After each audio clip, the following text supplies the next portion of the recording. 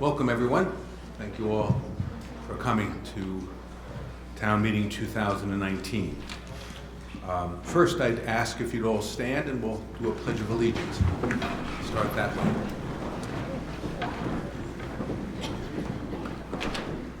I pledge allegiance to the flag of the United States of America and to the republic for which it stands, one nation, under God, indivisible, with liberty and justice for all. Okay. We have a few pieces of business that are very much traditional at town meeting that we want to take care of first before we get to the articles.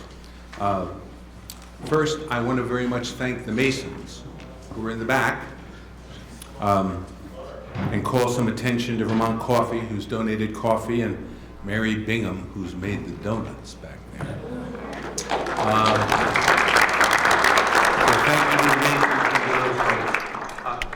Everyone is welcome to go back when you wish. Normally we have a break because of school board meeting, but there's no school board meeting anymore. And so if you're thirsty, if you want one of those delicious donuts, feel free to get up. Just be quiet and discreet and have as much as you want. I'm sure the Masons would appreciate that and enjoy. Now I'd like to move to where we will hear a brief discussion from the representatives and maybe Senator. He called, said he was coming. He's not here at the moment. And so we can learn a little bit more about what's going on in Montpelier, especially as it might relate to you all. And Maury, you'll have a mic here. Why don't you go ahead first? Sean's feedback. Yeah, I'm hearing it. You can't hear me? Sean's working on it. He's working on it, okay. Sorry. Modern technology at its best. We'll figure it out. Good evening, everyone. Good evening. Can you hear me? Good evening. Welcome to Town Hall. I think it's a rite of spring, as is how joyful it is now to step out in the morning and at 6 or 6:30 and have it be starting to get light and the birds are singing different songs, and then town meeting. I'm so proud of Vermont for this kind of democracy in action, and I'm also grateful and honored to, with Caleb, represent you in the State House. Thank you to the Select Board, thank you to the moderator, and to everyone else that helped out here. Senator Bray just walked in. Did you want to let him go? Okay, I have the mic. I do want to let you know that I love what I do. I'm so happy to be there.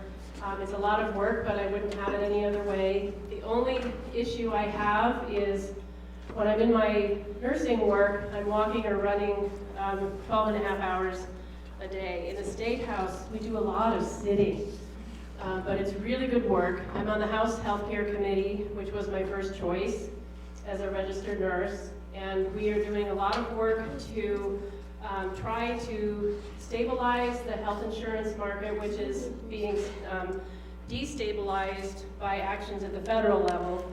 So we're playing a kind of whack-a-mole and creating legislation that will protect Vermonters from prices going up and from losing protections like a ban on pre-existing conditions and using those to deny coverage. We're also taking a lot of testimony around mental health care and strengthening our mental health care system, especially the peer organizations and other service organizations that do such great work in our community. Lastly, even though I'm not in energy or technology or in natural resources, most of my time is spent in the healthcare committee. Caleb and I both are working on climate change and environmental issues. And I'd love to hear more from you. I've loved every time, whether we agree or not, I love it when you reach out to me, and I will get back to you. So go to maricortis.org or find our Caleb's and my contact information on this report. I don't have enough. It was such a popular document, this legislative report, that we don't have enough for everyone. but please pass it around and know that if you have access to the internet, I will be posting it on my website and on social media, and I can email it to you. So if you'd help by passing this out, keeping one if you don't intend to use the internet, otherwise passing it on. Again, thank you for having me as your representative. I will continue to work hard for you, and I look forward to hearing from you.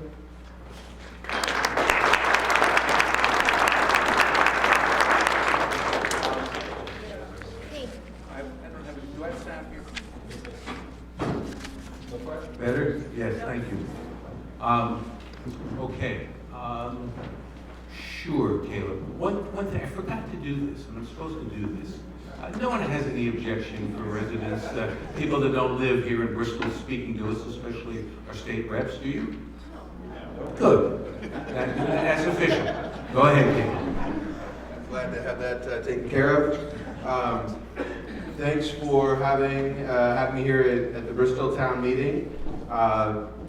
Happy to be back. I was saying to Fred before we started, I did have many years in Bristol, but not of voting age, and then just really one after high school where I lived back here and worked at the elementary school and attended the Bristol Town Meeting. So that was well over 10 years ago now, so very happy to be back, and thanks for having me in this capacity. Since getting to Montpelier, I was put on the Education Committee. I am on our local Mount Abraham Unified School District board as well, so that connection is nice. I appreciate having a new perspective on education issues from the state level and being able to speak with the Secretary of Education and the head of the Vermont Superintendent's Association for two examples. Those are good opportunities because I've got questions for those people after a number of years on our local board, hopefully constructive questions. So that's been a really good experience, and I have been digging into that work. The first half of the session has a lot of committee work. I'm looking forward to the second half of the session. You get to crossover, so we're now having some bills that come to our committee that have been passed by the Senate, so that's a new part of the process I'm learning about. And throughout the whole year, I'm really trying to make myself available to you and accountable to your questions and needs as constituents. So please do reach out. Mari did pass out this piece of paper with some notes from the session, but I'm also doing a couple other things. My website, which is just my name, CalebElder.com. I've got the Legislative Weekly where I'm publishing around 500 words or so every week that looks at some committee issues and some things out of committee, just kind of what's front of mind in the State House.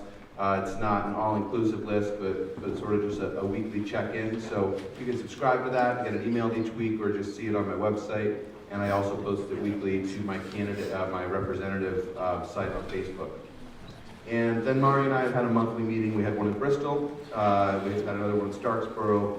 And this month we'll have one in Moncton, and next month in Lincoln. And those are just monthly opportunities to meet with all of you in the district. So we're building that capacity to serve you well, and I'm sure that I'm in the course of a learning curve, so I hope it'll get better and that it's okay now, but it will continue to get better with your help. So please do reach out. On that sheet of paper is my direct cell phone number as well as my legislative email. I'm happy to hear from you in any way that it works for you. So happy Town Meeting Day, and thanks so much for having me. And I've served 11 years in the legislature. This is my 7th year in the Senate, and it's an honor and privilege to do that work. I love the work, and thank you for giving me the chance to keep on doing that work over in Montpelier. In the Senate, you serve on 2 committees. My morning committee, I chair natural resources and energy, and in the afternoon, on my government operations. So I am your employee, whether you voted for me or not. I try to do my best to give her a good service, and so I feel like I'm really here to sort of turn in my timesheet. What have I been doing since I got back?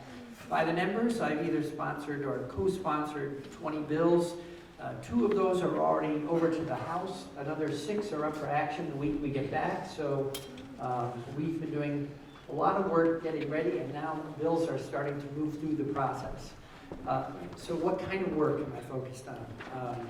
If I step back and look at what's the point of this work from my point of view? It's that we all know the Constitution starts with life, liberty, pursuit of happiness, and then it goes on from there as we put conditions on what do we mean by liberty. We're not doing just everything for ourselves. Our state motto, as a great state motto, freedom and unity.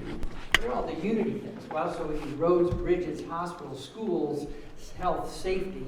And for me, on the Natural Resources and Energy Committee, I look at the safety work and the health work as clean water and clean air.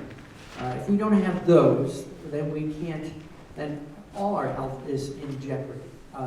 So we've been doing a lot of work on clean water this session, and that includes continuing to grow and develop the Vermont Clean Water Act that we passed in 2015. The sad truth is that water quality across the state has been declining for years. We are undertaking the largest infrastructure investment in the state's history, roughly $3 billion in private and public dollars over the next 20 years to turn that around and go back to having safer, cleaner water for, whether it's for fishing, recreation, and drinking. So that's at the large scale. Then on a more focused level, we're looking at a few problems. For instance, you may recall that 3 years ago, PFOA, a carcinogenic, cancer-causing chemical, was found in the water in 250 plus wells down in Bennington. Turns out PFOA and its cousins are more widely present in the state than we thought. We want to figure out where is it and then figure out the ways to protect Vermonters from those exposures. It should be that you, if there's another example of what government can do for us, it should be that you have to look for and test yourself for invisible, tasteless chemicals that you probably never heard of until the last year or two. So that's a perfect role for government to step in and try to do protective things and help everyone in the state. So we're working at building out water quality standards for not just well water, but also for surface waters and also for public water supplies. And that bill is coming to the floor the week we get back. And then on a smaller level, same issue.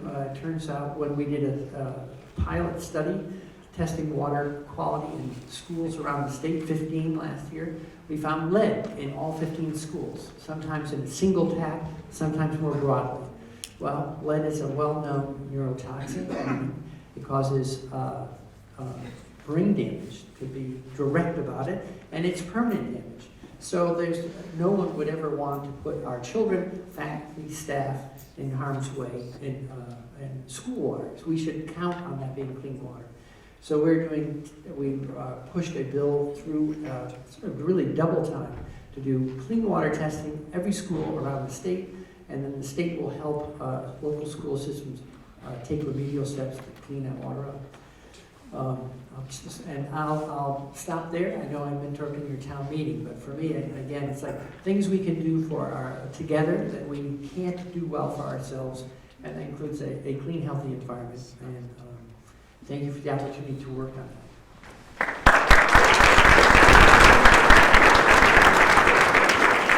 Thank you to our senators and representatives. If you have questions, they may be in the back, and they certainly gave you ways to communicate with them in the future, and I encourage you to do that. The next piece of business we want to cover has to do with schools.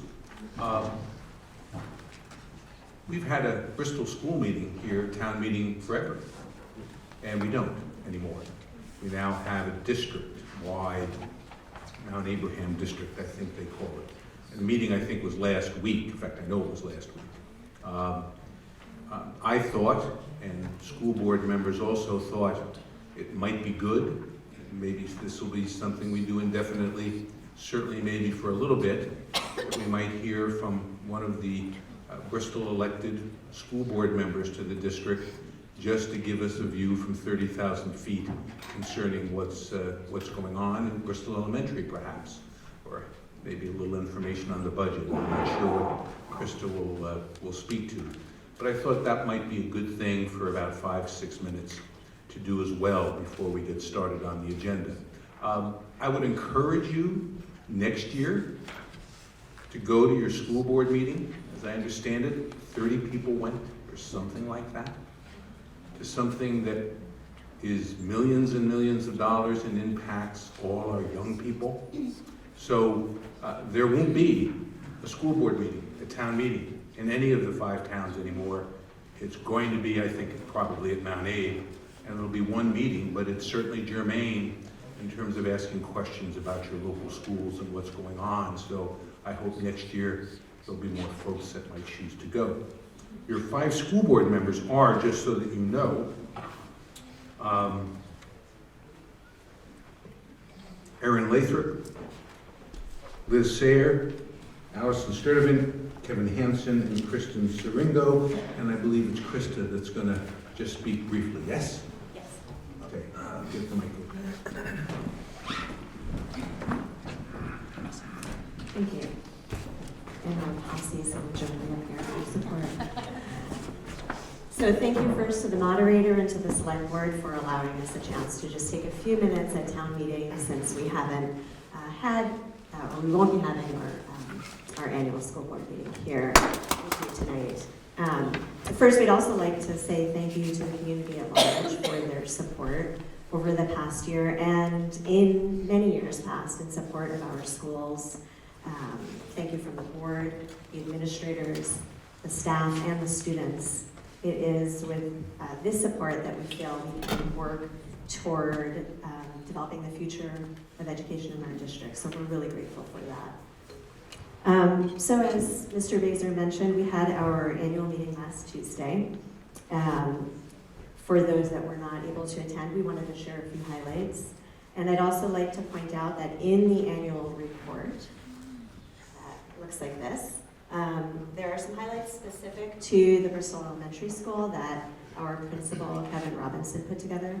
So he's in his 3rd year at Bristol, and there's some great things happening at the school. You know, lots of folks are involved in volunteering and teaching in the school, so you might be aware of those things, but the annual report also covers some of those highlights. But tomorrow, like last year, the budget that we will be voting on is for all 5 of our elementary schools, as well as for Mount Abe, our middle and high school. Unlike last year, we also will be voting on Article 10, which is to establish a capital reserve fund. So the fiscal year ending in 18 gave us a fund balance that was larger than usual, somewhere in the neighborhood of $1.5 million. And the board is recommending that we take a portion of that surplus and establish a capital reserve fund, which we think is a really important thing to do. It's something that was established in Bristol Elementary School, for example, and in some of our other schools. And it's a way to set aside funds for improvement and upgrading of our buildings, as well as to deal with any unforeseen facilities expenses, like some of the ones we've been seeing at Mount Abe recently. So in addition to Article 10, you'll also be voting on Article 11, which is the budget. In the budget development process, the board reached out to the community for input on priorities. And we did this both at a community forum in October that was here at Holly Hall, as well as in a survey that was electronic. And both of those opportunities generated about 500 or so responses from folks. And it's with those priorities and those reflected by the board, which include our desire not to make any reductions in staff, that we developed the budget that we're presenting to you, that you'll be voting on tomorrow. So, let's see if I can manage my papers here. So hopefully you received in the mail this flyer, and actually, hold on to that one, my notes.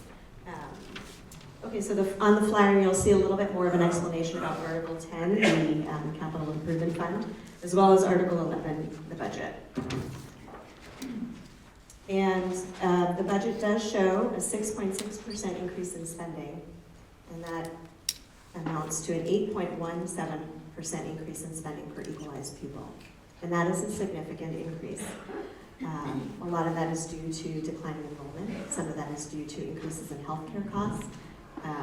Some of that is due to unanticipated intensive special education needs. If you though look at the longer view and you compare this budget to the budget for 2017-2018, you see that the increase is actually only about 2.75%. So that's due to the work that was done last year to contain costs.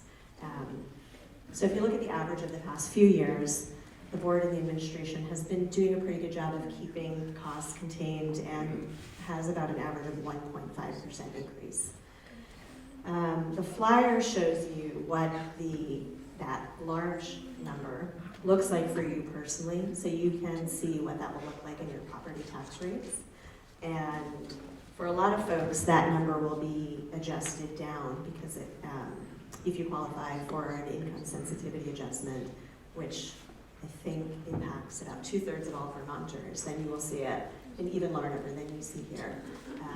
But this really gives you a sense of exactly what it will look like for you. I think the most important thing, though, to take away is that we are clearly at a critical juncture in education in our community. We have to think hard about how we deliver the education we think our students deserve and how we do that at a cost that taxpayers can bear. And now that we're a consolidated board, we've been talking about this a lot and trying to, we have made a commitment to better engage the community in this work because we feel that that's not the kind of work we can do alone. And it really needs to be informed by everyone's voices. So we are working with an experienced facilitator who's going to help us try to establish a community coalition of folks that will help us to better engage people that may not come to meetings, may not submit an electronic survey. So everyone's voice is really important in this process, and we want to hear from people before we have to contemplate hard decisions that we might need to make. So the start of this work is going to be on March 16th at Bristol Elementary School. We'll be holding an all-day workshop, and the goal is to begin to build a framework or establish a bridge that will better connect the schools with our community. So we'd like to invite anyone that is interested in being a part of that to please consider joining us. We will have free childcare and lunch and transportation for anyone who might need it. So you can reach out to any one of us if that's something you think you'd like to participate in. And I think that's all we have, so we will be available during the meeting and after for any questions. Thank you, Krista, very much.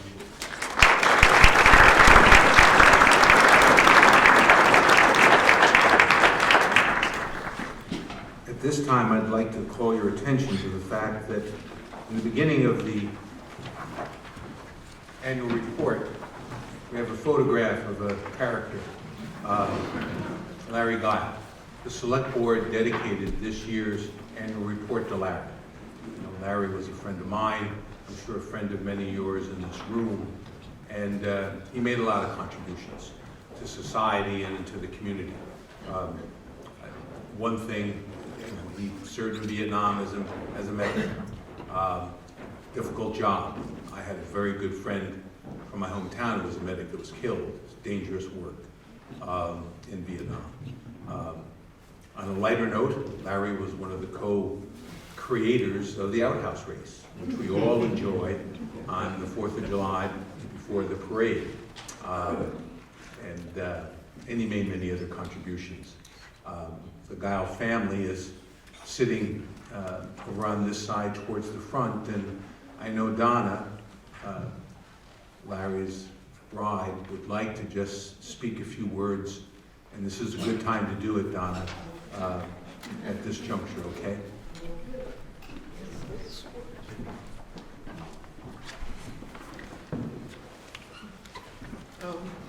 Is this good?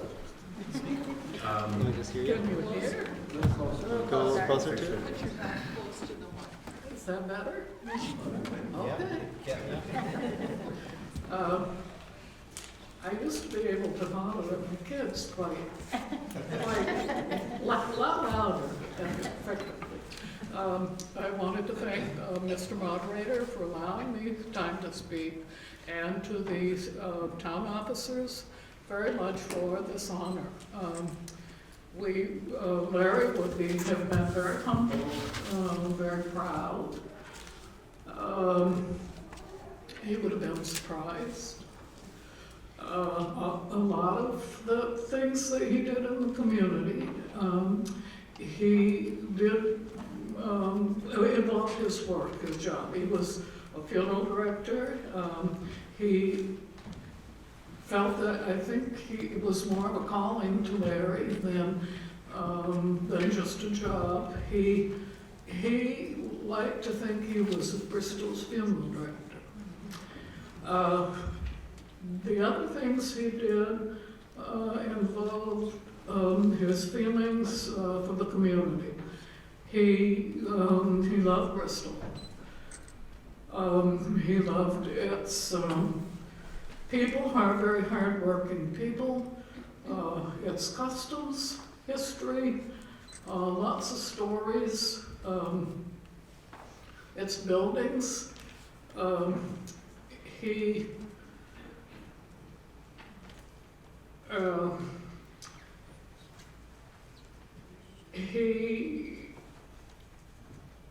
was, for one thing, he thought Bristol had one of the very best fire departments in Vermont, and I have another story about that, but that'll take another time.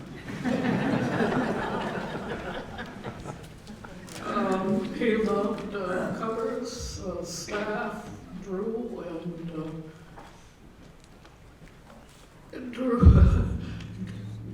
and Ben, and the Old Farts Club, every one of the Old Farts. And he was a loyal member. He enjoyed very much going to school and speaking to the American Studies group.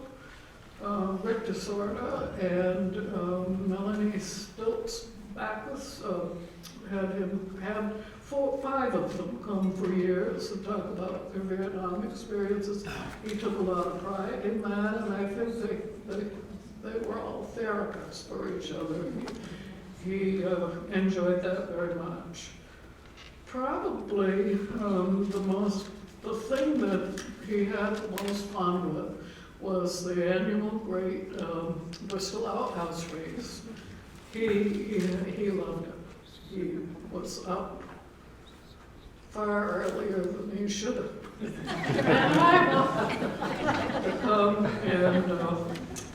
And be involved in that. And Larry was a happy man. He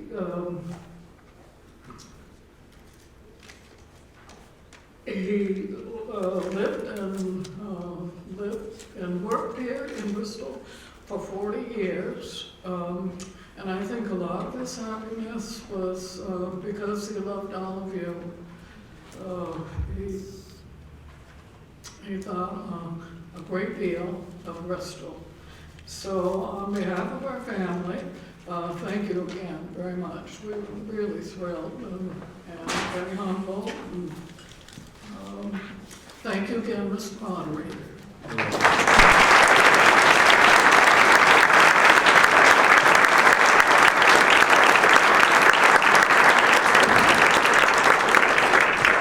We have 3 young men that are helping us out with microphones today.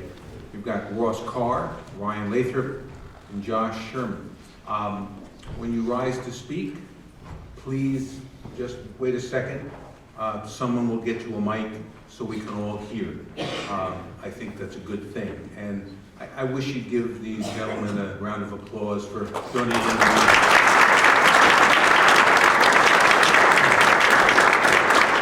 They could have gone to Barry to see the girls play in the semi-annual championship today, but they came here. That's a good thing.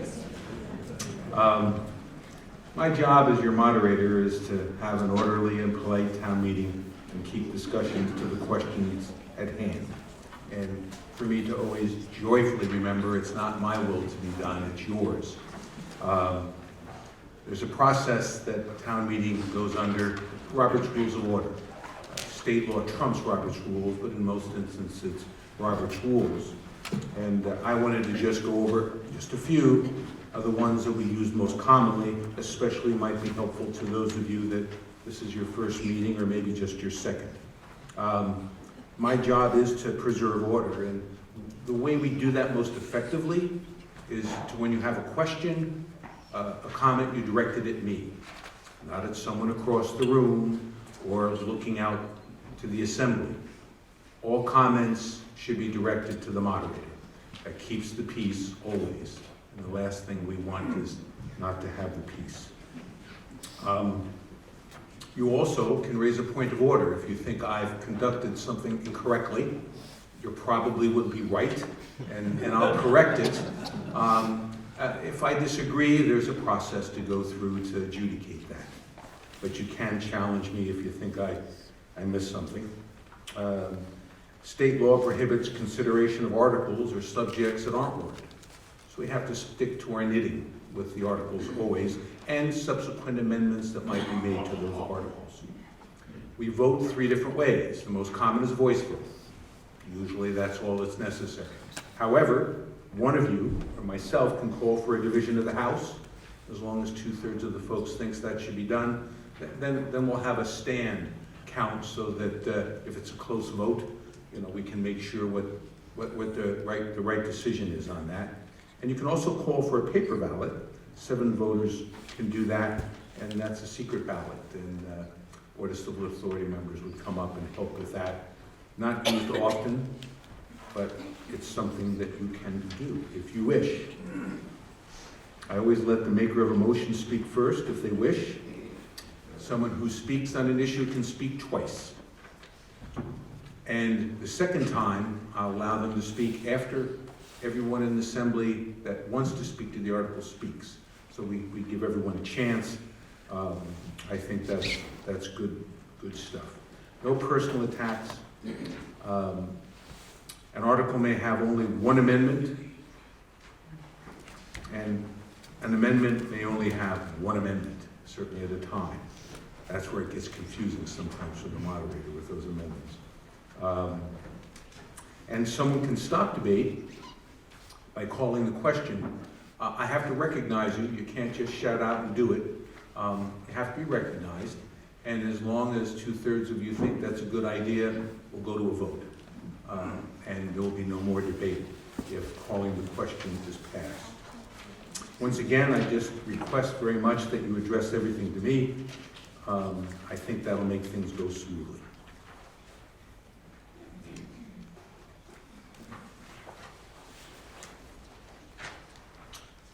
Our panelists up here, so to speak, are your select board and the town administrator. On the far left, we have Michelle Purley, then Peter Heffernan, Joel Bouvier, Ted Liolis, your chair, Peter Coffey, and we have Valerie Capels. Excuse me. Valerie's the administrator. She lives over the other side of the mountain in either Warren or Waitsfield. I hope none of you would have an objection to her answering questions. She certainly probably is in a good position to answer them. So, seeing no objections, we'll let her talk. And Jen Myers, on my right, is your town clerk and treasurer. And when you make a motion, whatever, we want to make sure we get your name so that the record is clear. Okay, more often right. The legal voters of the town of Bristol are hereby warned and notified to meet at Holly Hall in said Bristol on Monday, March 4th, 2019 at 7 p.m. Said meeting to be recessed at the close of all business, to be transacted from the floor to the following day, Tuesday, March 5th, 2019, for voting by Australian ballot between the hours of 7 a.m. when the polls open to 7 p.m. at what time the polls will close. And this is for the election of officers and voting on those articles so noted. Article 1, to hear the reports of town officers. Do I have someone to move that? I move we accept them. Do I have a second? Need a second. There you go. You got it. This article basically deals with all the reports that are in here. If you have a question on any of these reports, or you noticed a typo, now's the time to speak up. We will only conduct business per the articles moving forward, and there may be something in here that caught your interest. This is the time to talk about any of those reports.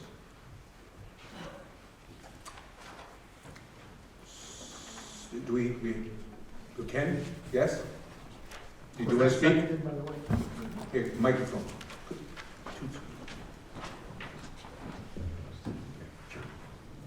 My name's Ken Weston.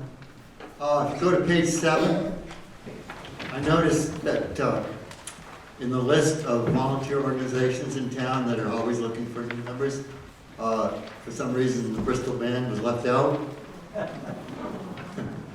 And we're always looking for new members, so if you folks have an old instrument in your closet somewhere, you're welcome to join. We have between 40 and 50 members now. And a year from this spring, we'll be starting our 150th celebration of our 150th birthday. So,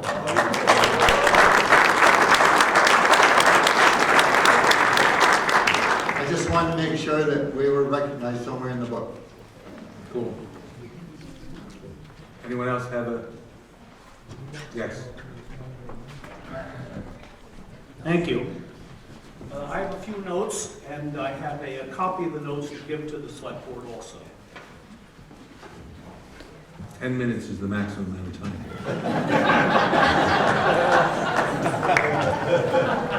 Per Robert's rules. Could I ask you to take this up there?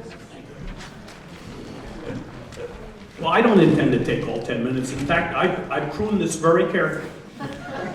And I largely do because I'm not so sure of the helpfulness of any of this. And I only do it to try to be helpful to us as a community, of course. Last year I asked at this town meeting for action on 2 items. And I reiterate my suggestions of last year. One, that we try to find a method to improve the democratic process of town meeting, which I see as deteriorating over the years, not just in this town, of course. And 2, that you research a method for more equitably funding the Bristol Police Department. Regarding our town report of this year, I see on page 26 that our financial audit of the year ended on June 30th of the past year wasn't complete or received by the time this report was printed. And I'd like to suggest that we try as hard as we can, and perhaps harder than we have, to have our hired auditor prepare the report so that it's complete for this annual town meeting. How do you say it? In another world that might function better, we'd say that if we didn't have the report, we could hardly have the meeting. I'd like to thank the town select board and town administrator for their annual narrative report, a fuller report than we've ever seen before, and one that I appreciate, and I think we all should. Regarding the items in that report, I'd like to ask, 1, the total cost of the West Street project, and where that figure can be found in our annual report. And I would also like to ask what procedures were involved in the unionization of the police department. What procedures involved in the unionization of the police department? Both of those are from the select board annual report. And I actually meant to mention first, I haven't come near the 10 minutes yet, I know it, Fred, that at a town meeting like this, we probably should remember Penny Sherwood, our town clerk and treasurer for many years, who helped us in many ways. We could find some arguments with her, or I could sometimes, but she was a fine example of a person working hard for her community, and she died this January.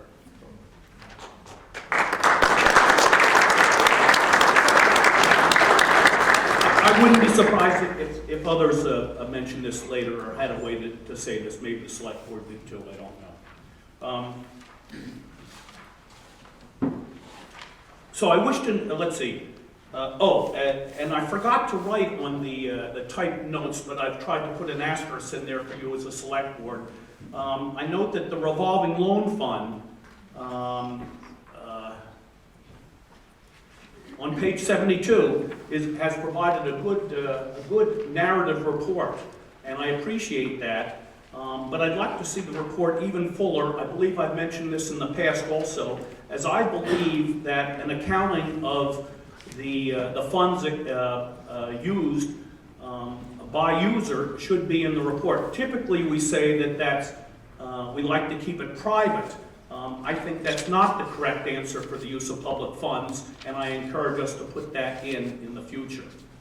An accounting of where our funds are used. Let's see. I'm not sure how effective and helpful I can be at town meeting, but I'm glad to give it a try. And I thank you for your parts also. I mean the select board and us here also. And select board, I'm awaiting your answers to these few questions. There are 6 of them, I think. And now I'll let other citizens participate, and thank you again.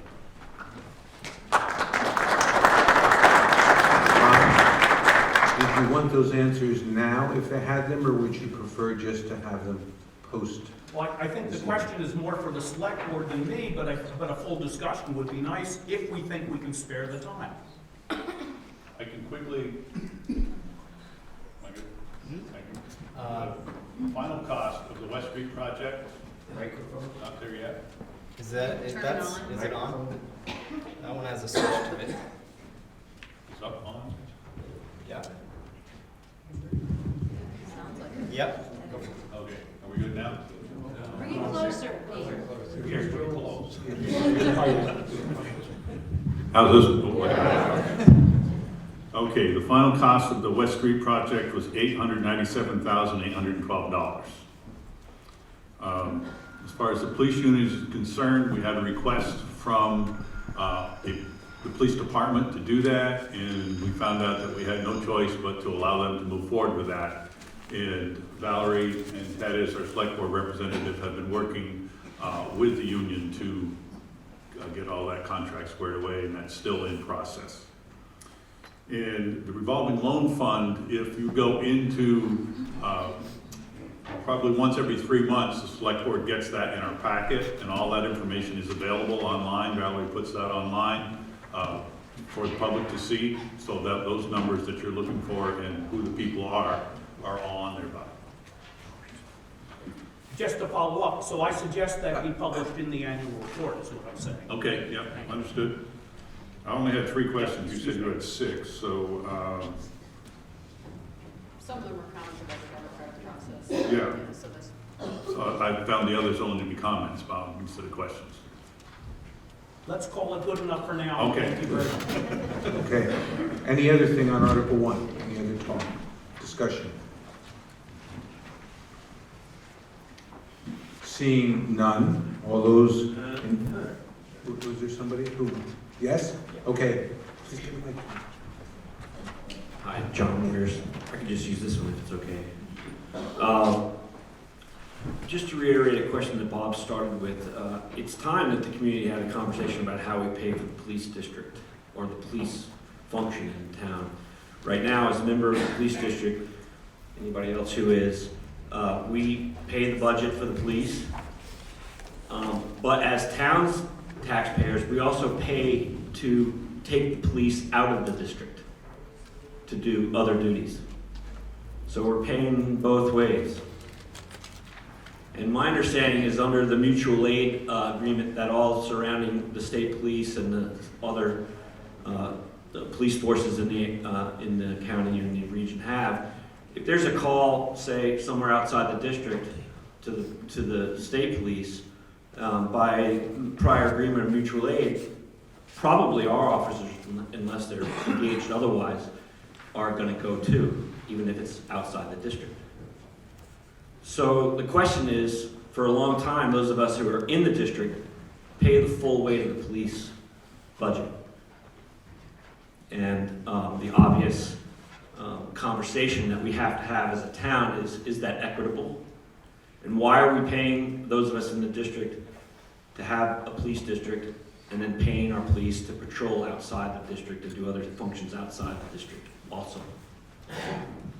Doesn't seem fair, and it seems like a conversation that's long overdue. So I just want to ask, the question is, when can we have that conversation? Is that something that will happen this year at the instigation of this board? Thank you. John, I've served on the police advisory board now since I've been on the board. We have had the discussion. We've done tax, what the taxes would be on homes in the town versus the village. what it would cost to go that way. Our former chief actually gave us some kind of a proposed budget, what it would cost us if we went townwide. But with appointing a new chief, we thought Bruce's Chief Nason's plate is pretty full right now. The board is asking for some policies and reviews of things to get us up to speed on things. And that's not off our plate. This might be a side dish right now, but it's not on the main platter. But we are having that conversation about when is the time to go to at least bring it to the voters to vote whether we go townwide. I hear what you're saying. We play for the police district, and then we pay for them to go out of town. That one was all mine. I brought that to the board 4 or 5 years ago, Peter. Peter was the only one on the board when we used to play the Addison County Sheriff's Department, $12,000 a year to patrol 5 hours a month, 10 hours a month maybe. And I kept saying, why don't we give that $12,000 of revenue to our police department instead of sending it to South, Route 7, Court Street, in Middlebury, we'll keep it at South Street in Bristol. And Bill Bryant was the one that brought it with Kevin and I and said, let's do this. This is better to keep our money. I realize that it's town taxpayers' money, but we get about 10 hours a week, a month, out patrolling, and we're hearing it. You know, Lower Meehan Road, Upper Meehan Road, Lincoln Road, Burpee, Hardscrabble Road, the speeders. So our police department goes up there and does patrol. It's not an extra. When you got an officer on and he circled the village 8-9 times in a day, he goes up for half an hour or an hour on one spot and checks another spot while he's checking parks. So it is a cost out of my pocket too. I pay town taxes, but I pay town taxes for the grader and never seen the grader grade my road on Pine Street. So I hear what you're saying, but we have to pay for those things. And so it's not off our plate of whether we're gonna come to the voters and go townwide or not.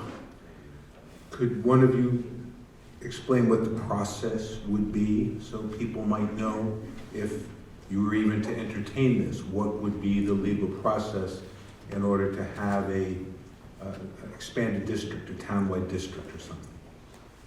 I don't think we've discussed it that far. The Police Advisory Board, like I said, I drew up what our taxes were for the last 10 years on 3 homes in the village and what would it cost them with going the next 10 years with the tax rate, with the budget.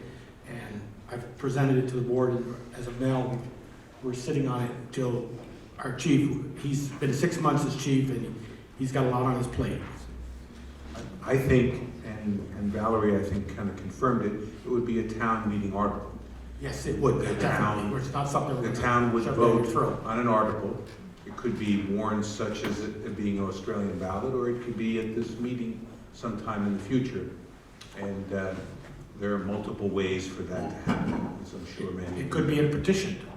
You could petition the board to look into it too. A citizens group could take it upon themselves. Ken? I usually agree with John, but in this case, I guess I would like to say a couple things. We're really one community, and there are a lot of inequities in our community, and we deal with them, and we all share in the cost. If I live up in the notch, I'm still paying for sidewalks and lights here in the village. If I'm 80 years old, I'm still paying my taxes to keep the schools going. And there are all sorts of things like that that we can use as examples of where we may not be getting direct benefits, but we're sharing in our community. Makes sense. I don't want to necessarily turn this into a debate relative to something that we're not going to discuss this evening or vote on this evening, but both good points. Okay.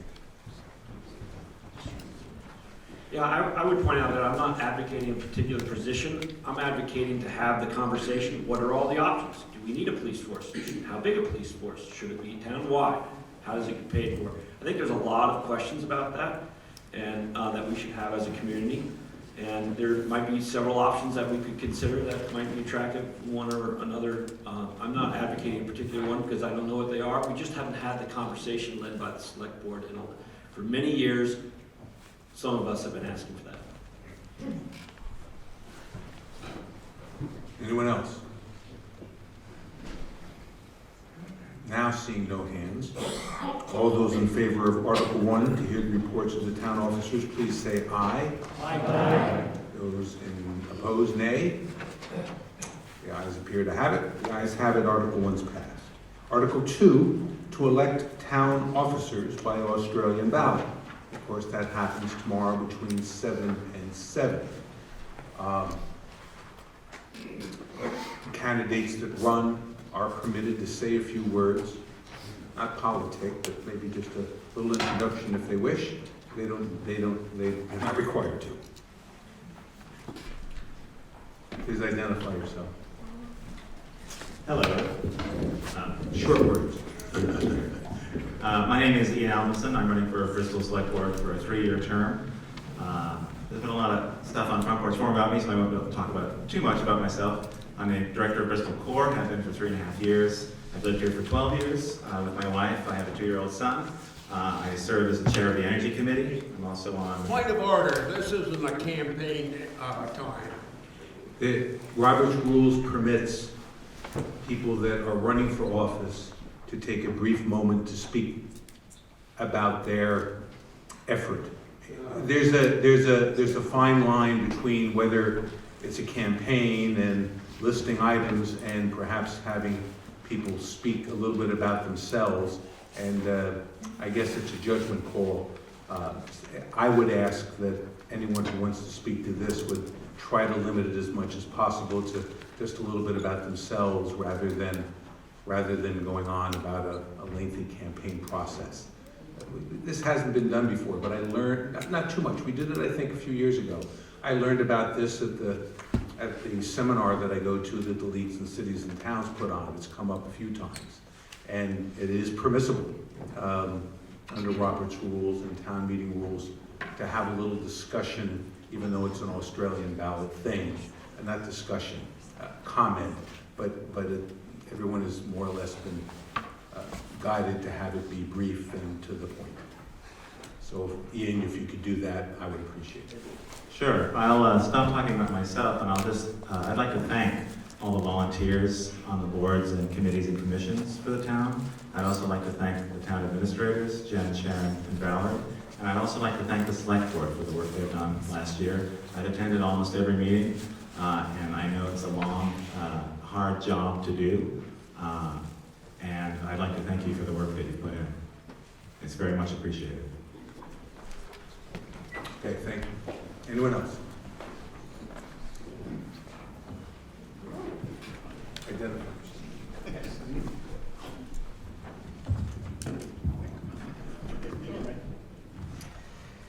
Good evening. I actually wrote my brief presentation down so that I would stay on task and stay brief. My name is Ted Lilas, and I am running for re-election to the Bristol Select Board. I've truly enjoyed my opportunity to serve on the Select Board, and if re-elected, I will use the same energy, dedication, and perseverance that I employed in my previous term to make Bristol not only a good place to live, but to always try to make it a better place to live. These personal qualities, energy, dedication, and perseverance, are the same ones I bring to the Bristol Historical Society, to the Bristol 4th of July celebration that I've been intimately involved in for over 30 years. Meals on Wheels, the dictionary project, and many other efforts, projects, committees, and events that I find myself involved with and have found myself involved with over the past 40 years in my effort to, for the benefit of our town. So I thank you very much, and good luck to everyone. Thank you. Anyone else? Seeing no other hands, I think it's more or less just protocol, but those in favor of moving Article 2 forward so that we can elect the officers, please say aye. Aye. Any opposed? I don't know what would happen if there were enough opposed. I don't think it would be necessarily legal. I think we'd do it anyway, wouldn't we? I've always wondered why it was an article. Article 3. Will the voters of the town of Bristol vote that all real property taxes payable in installments shall bear interest at a rate of 0.75% per month, or a fraction thereof, for the first 3 months, and thereafter 1 1/4% per month, or a fraction thereof, from the due date of each installment, with the payment to the town treasurer of the real property taxes for the town's fiscal year period of July 1st, 2019 through June 30th, 2020, being due in 2 equal installments on November 5th, 2019 and April 5th, 2020, by physical delivery to the town office before midnight on that date. But that was all one sentence. Will someone move that motion? I'll move that. Second. Second. Okay. Discussion on Article 3.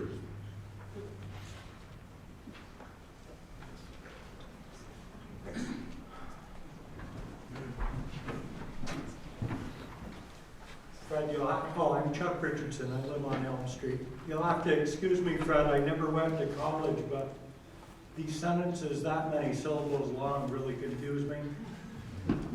Is this talking about late fees? Yes. Okay, if it's talking about late fees, when are we gonna get around to talking about the demographic of who's late? Of what? Who is late?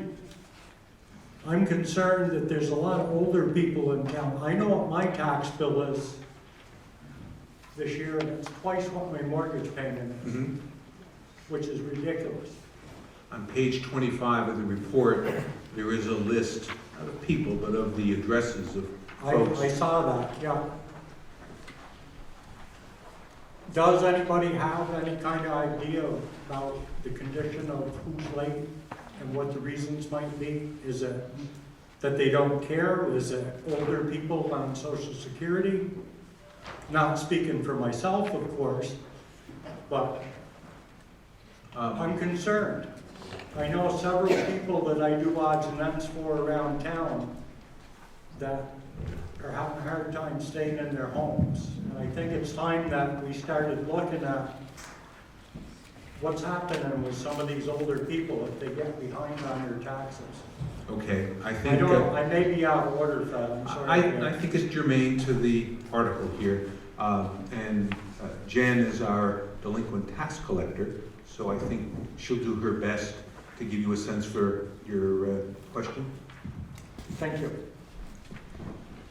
So, as noted before by Krista when she spoke about the property taxes, there is the state program when you complete your income taxes each year, there is the opportunity for the prebate, as I know it still, which is an income sensitivity program provided by the state of Vermont that sends money to the town directly on your behalf or their behalf towards their tax bill, which is reflected in the tax bill that we mail to you annually in September. I don't know if that helps answer your question as far as necessarily who's late, but I will say anybody that has been late and does have any difficulty paying, we work together to make a payment plan that's reasonable for them to get back on track. Thank you. Any other questions concerning Article 3 and setting the rates concerning interest on people who are a bit late? Got a question back there.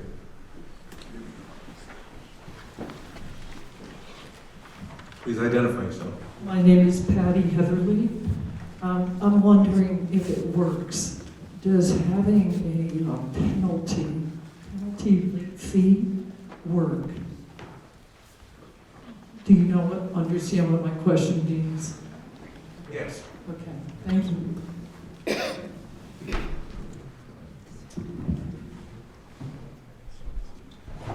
I guess I would say that there are the occasional people who it does certainly slip the radar, but I think there has to be, at some point, we have to decide what's late and what's not.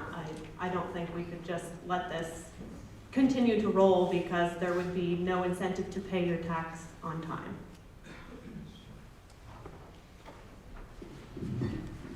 So I guess the answer is yes.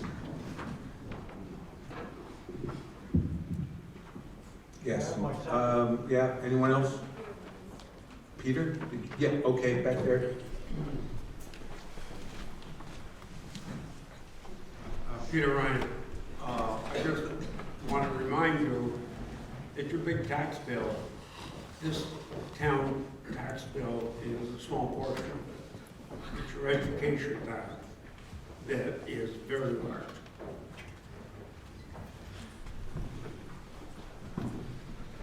Anyone else on Article 3? Right down here. Does this work? Yeah. So I worked on this issue for a number of years, and I'd say maybe 10 or 15 years ago, maybe people can help refresh my memory, but we had a much longer list of delinquencies, and our penalties were much stiffer. I believe it was 8%. If you were 1 day late, you paid 8%, and plus you paid 1.5% a month for the first 6 or 12 months, and then 1% thereafter, so the penalty was quite stiff. So this body, the town, reduced the penalty. I think it might be 4% now, so, pardon? Go ahead. I'm going to be corrected. There was an effort at any rate to reduce it, but I think more than anything else, it's the staff and the work that's done in the office to help people make sure that they get their taxes paid on time, and our list of delinquencies is much shorter now than it has been in the past. So it was actually just last year at town meeting that you all reduced the penalty to 4%. Historically, it has been 8%. So last year was the first year, so this spring will be the first year that we reduced it to 4%. Okay. Let's get the mic to that gentleman there. Chuck Richardson again. I remember what we did last year, and I was in favor of that, and I was part of that discussion. I read a couple articles recently about Dow Country where they're keeping demographics of who is delinquent to try and decide whether it's people that just don't want to pay, or whether it's elderly people in danger of losing their houses and stuff. And I wonder if it might not be worthwhile to start keeping track of some of that stuff. You know, I've got some older friends in town, and we all do. I'd hate to see them eating cat food or having to move out of their houses. I'm not saying we're not doing a good job or that taxes shouldn't be collected. I'm saying maybe we should keep track of why people are having trouble paying. Thank you very much.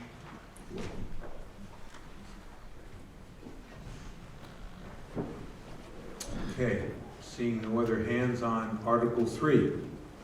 Will the voters of the town of Bristol vote for real property taxes payable in installments or bear interest at a rate of 0.75% per month or a fraction thereof for the first 3 months, and thereafter 1.25% per month or a fraction thereof from the due date of each installment, with the payment to the town treasurer of the real property taxes for the town's fiscal year period of July 1st of 2019 through June 30th, 2020, being due in 2 equal installments on November 5th of 2019 and April 5th of 2020 by physical delivery to the town office before midnight on that date. All those in favor of Article 3, please say aye. Aye. Those opposed, nay. The ayes appear to have it. The ayes have it, and Article 3 is passed. Article 4, to set the salaries that shall be paid to the members of the Select Board. I move they stay the same. I have a motion that we move Article 4 with the salaries the same. Do I have a second? Second. Second. Any discussion on Article 4, or would someone like to know what they're paid? Probably. You guys know what you get paid, ladies? $500 Hmm? and $15 a meeting $15 a meeting and $500. and $500 for the year. Big money. They're in it for the money. Oh, yeah. So, The article stipulates, or has been put forward, that we will pay the select board $15 a meeting and $500 for the year. Any discussion? Seeing none, those in favor of the article, please say aye. Aye. Those opposed, nay. Article 4 is set the rate for the salaries of the select board. Article 5, will the voters authorize the use of June 30th, 2017 general fund undesignated fund balance to pay the balance of the Holly Hall Acoustics loan financed through the town of Bristol's revolving loan fund with a current principal balance of $20,000, plus any interest accrued at the current loan rate of 1% through the payoff date in fiscal year 2019. If you approve this article, the general fund operating budget in Article 10 will be reduced by an amendment by $5,200. What's your pleasure on Article 5? Who's going to move it? So moved. Second? Okay, discussion on Article 5, or would one of the select board members want to speak to that and tell people what's going on?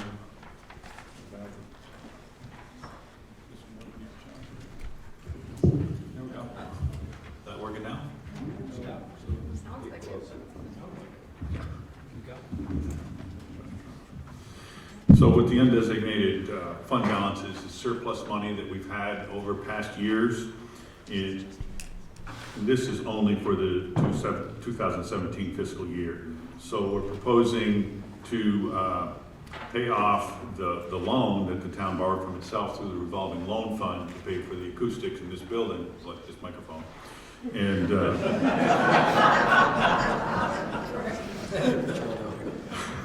sorry.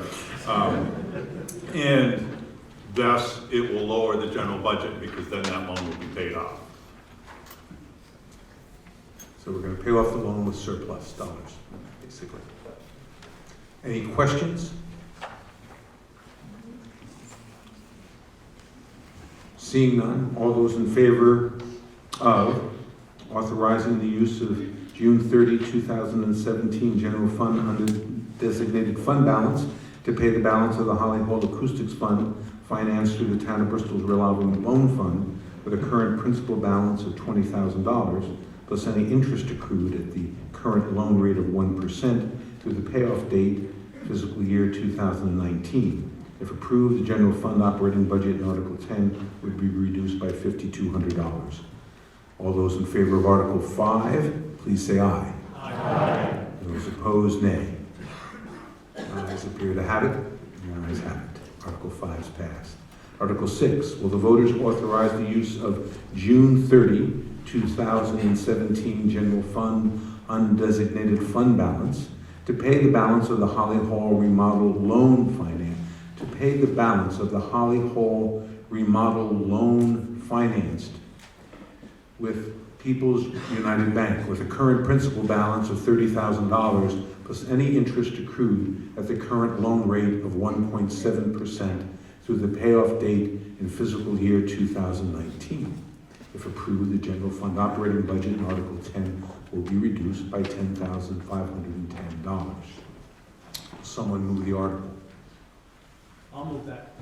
Do I have a second? Discussion on Article 6.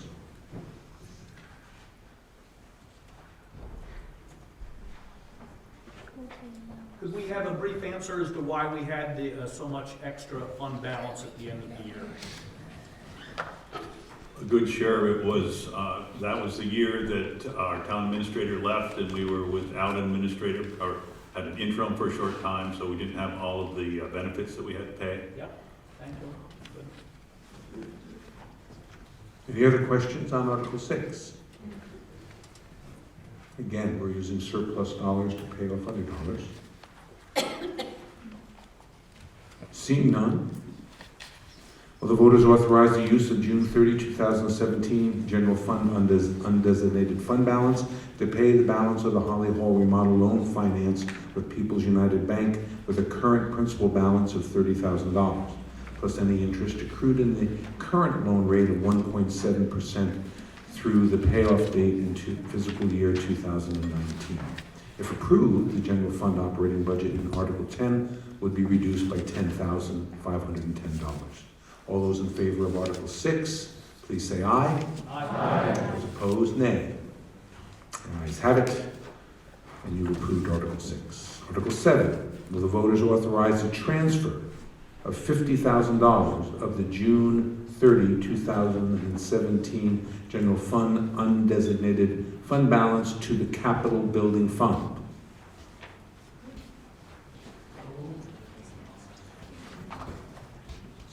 Okay. Article 7, do we have questions on this transfer of $50,000 to the capital building fund?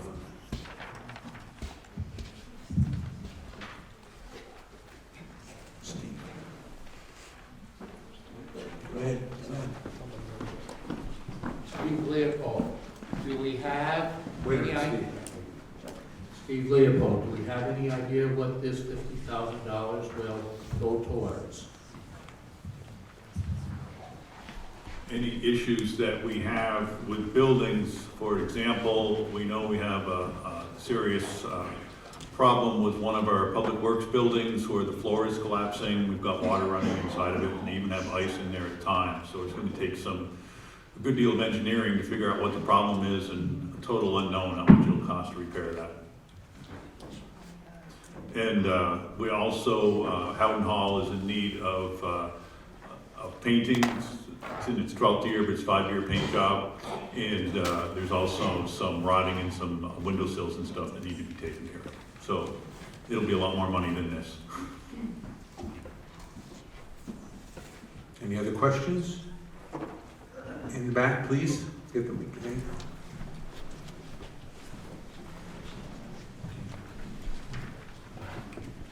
Hi, Ann Wallace.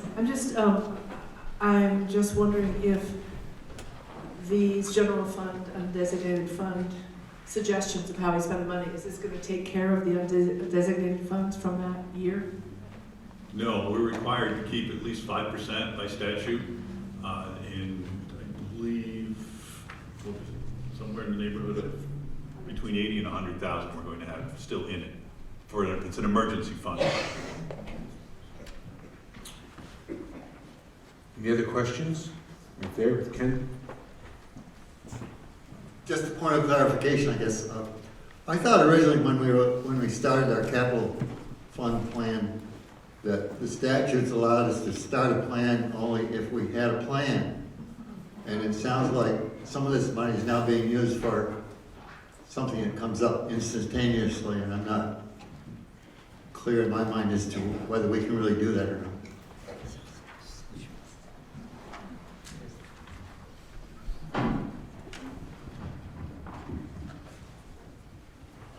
The undesignated fund balance, the select board has considerable discretion about how that fund balance is ultimately used. The town does have a capital plan. It's within your town report in the different sections.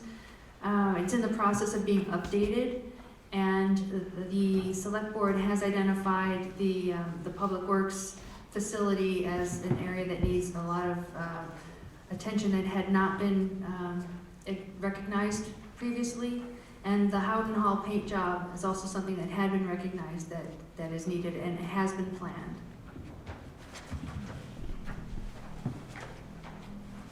Any other questions?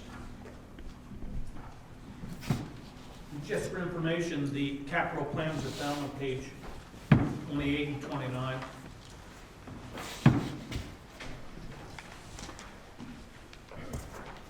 Seeing no other hands, those in favor, will the voters authorize the transfer of $50,000 of the June 30, 2017 general fund undesignated fund balance to the capital building fund?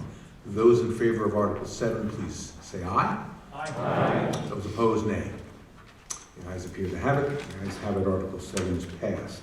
Will the voters authorize a transfer of $17,000 from the June 30th, 2018 general fund undesignated fund balance to the capital sidewalk fund?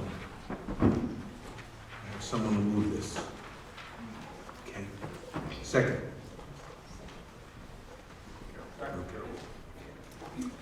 All right, any questions on this transfer of 2018 general fund dollars to the capital sidewalk fund?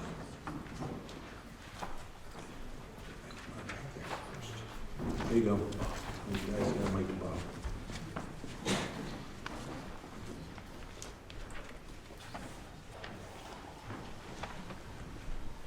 Just wondering what the sidewalk plan is for next year, which sidewalks will be updated? From memory, I believe the plan, not including this money, was to do the section of Mountain Street from Garfield to Spring, and a small section of Park Street behind the park. And then, if you approve this, because this money was designated for sidewalks in that fiscal year, and it did not get spent, so it will go into the following year, and honestly, I don't remember right now what that is, Bob. Is there a priority plan as far as what comes first? The board has put together a 10-year plan, which next year will be in our third year of it. So yes, there is a plan that we put together 2 years ago. It's a 10-year plan. Oh, here it is. So,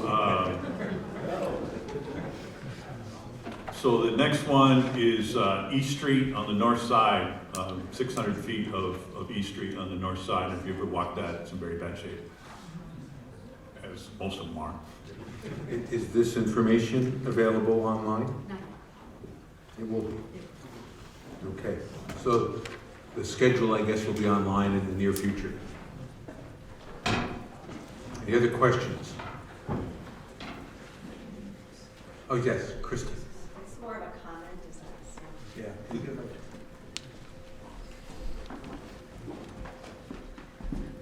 Thank you. I just wanted to say that as a parent of a person with a physical disability, the improvements to the sidewalks are greatly appreciated, and we've walked the section that relates to the West Street project, so I know that's sort of a separate to the sidewalk plan and had to be done anyway.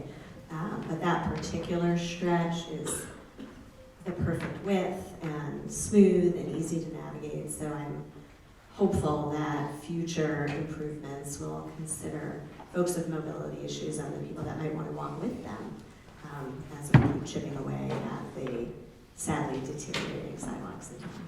So, thank you. Of course, all of our sidewalks have to meet ADA requirements at intersections and so forth, and we're increasing all of them. Most of the old ones are 4 feet. We're going to 5 feet in any new ones. Right there. East Street has a really terrific drainage problem, holes at the ends of the driveways, and I know, I guess we're 2 years out for the sidewalk for East Street. I think also there's going to be a highway reconstruction that's roughly the same time, is that true? That is in next year in 2020. Okay. Is there any coordination between sidewalk, highway, and drainage issues? Will that be taken care of? The surveyors for the paving have already completed their work, and that has been taken into consideration.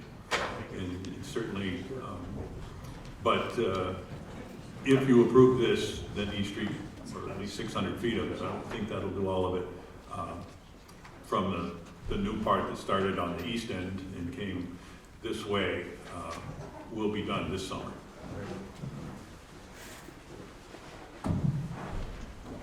Other questions? Seeing no hands, will the voters authorize the transfer of $17,000 from the June 30th, 2018 general fund undesignated fund balance to the capital sidewalk fund? Those in favor, please say aye. Aye. Those opposed, nay. Let's have it. And we passed Article 9, that's 8. Will the voters adopt the proposed 2019-2020 fiscal year highway fund operating budget in the amount of $774,101, a portion thereof in the amount of $675,251 to be raised by taxes? the tax rate on the 2019 grand list. The town sufficient to raise its sum as taxes to be determined by the select board. Someone move Article 9. Second? Okay. Discussion on the highway budget. Betsy.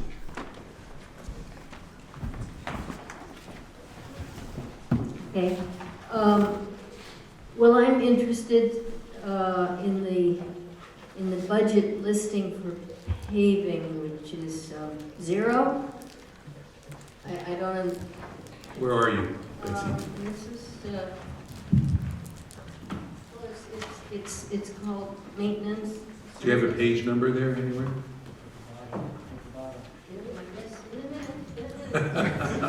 Font is small.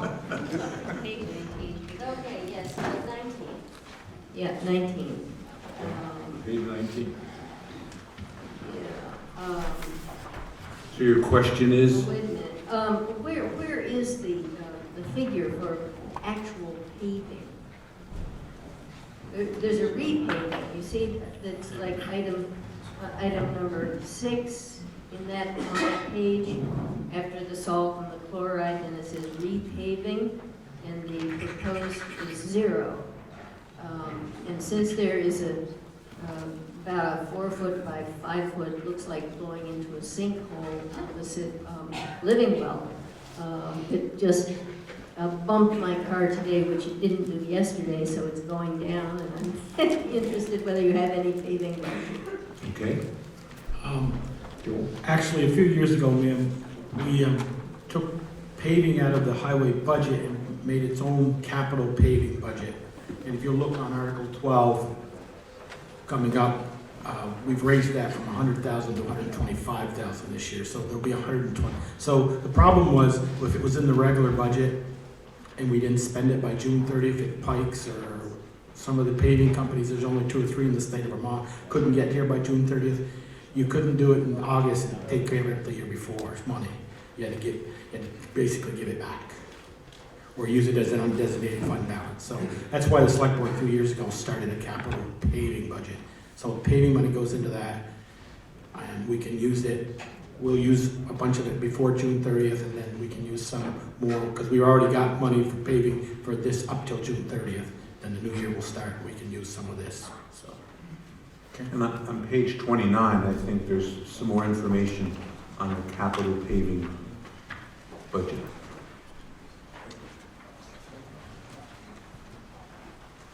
That's Right correct. in the middle of the page. Yes.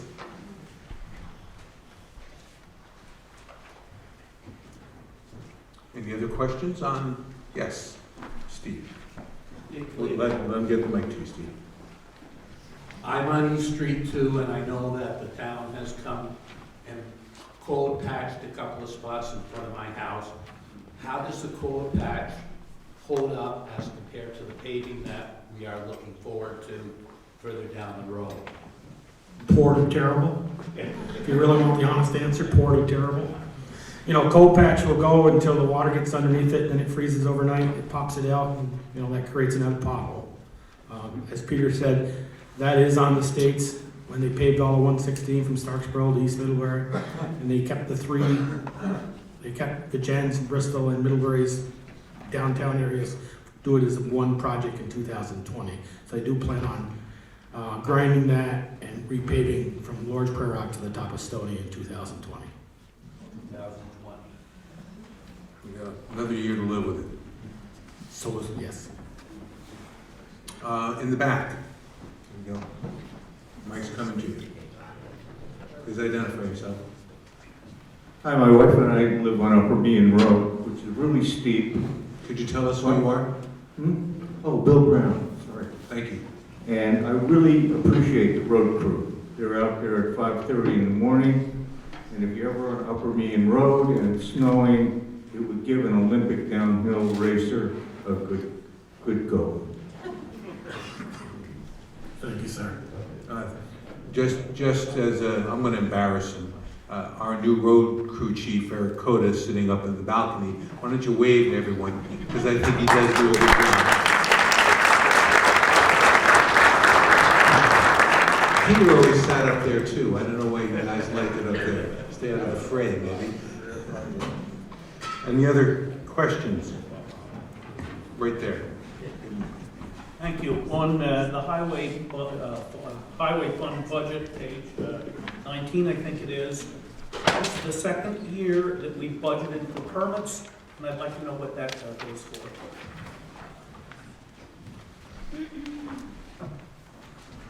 It's a $3,000 figure. That's the last one. Do you have a place for it? Did you? Yes, it's on 19. page 19, last page. Page 19 in the materials and services.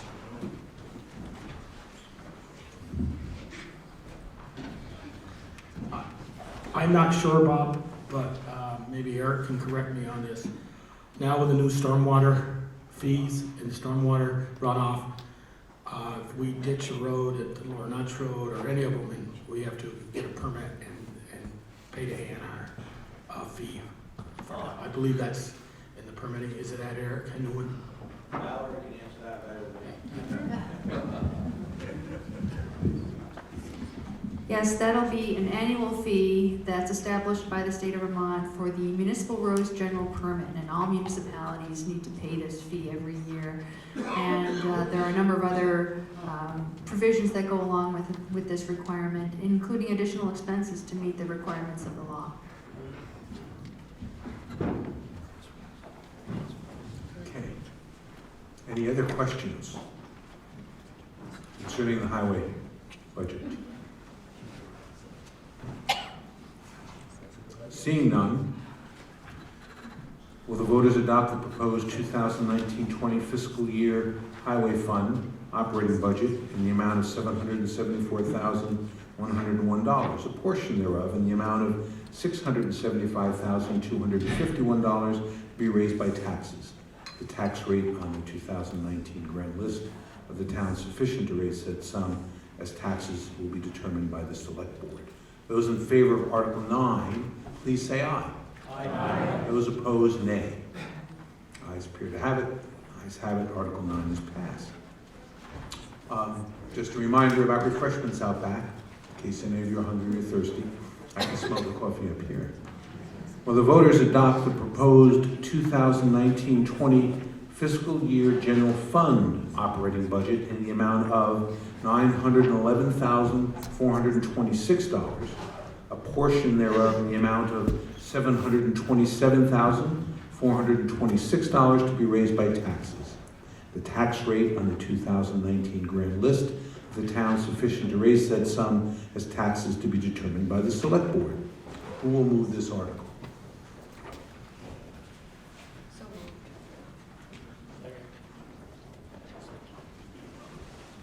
Alrighty. Discussion on the general fund budget. Questions? Okay, Joel? I'd like to amend that figure from $727,426 to $711,716. Speak up. Yep. $711,716. I believe as the result of previous articles That's correct. where monies were transferred,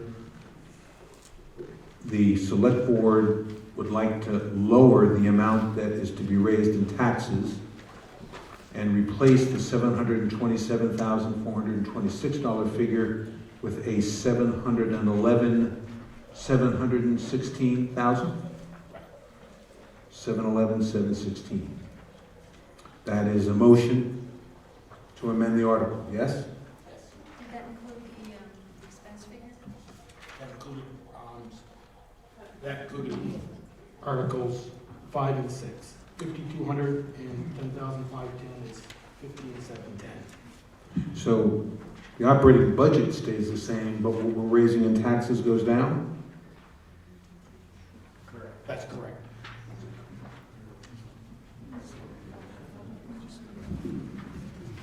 Wait a minute. I need a second before we start getting into a discussion. I'll second that amendment. Thank you. Now go ahead. The operating budget would be reduced by $15,675 $710 to a total expense figure of $895,716, which would have a corresponding amount supported by taxes of $711,716. So the amendment needs to be in two figures, two places. Would you like to withdraw your amendment? I will. Okay. Anyone have a problem with that? Okay, now can we have a new amendment to Article 10? Okay. Who made it? Joel? I'll make that motion. Second? Valerie, what was that first number? 890. I'm gonna read it. Okay. Who will second this? Okay, thank you.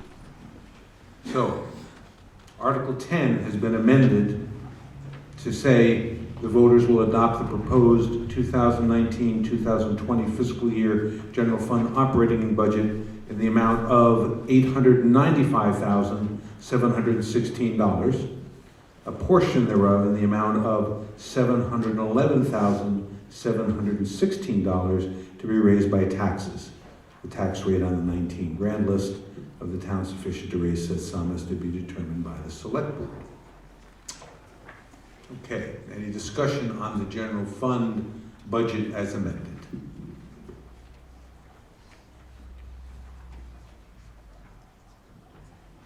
Seeing none. Article 10, will the voters adopt the proposed 2019 fiscal year general fund operating budget in the amount of $895,716, a portion thereof in the amount of $711,716 to be raised by taxes. Tax rate on the 2019 grand list of the town sufficient to raise said sum as taxes to be determined by the select board. Those in favor of Article 10 as amended, please say aye. Aye. Those opposed, nay. Ayes appear to have it. The ayes have it. Article 10 as amended is passed. Article 11, will the voters adopt the proposed 2019-2020 fiscal year arts, parks, and recreation department budget in the amount of $283,863, a portion thereof in the amount of $193,613 to be raised by taxes. The tax rate on the 2019 grand list of the town sufficient to raise said sum as taxes would be determined by the select board. Who will move Article 11 on the rec department? Second. Okay. Discussion on the rec department budget? Any?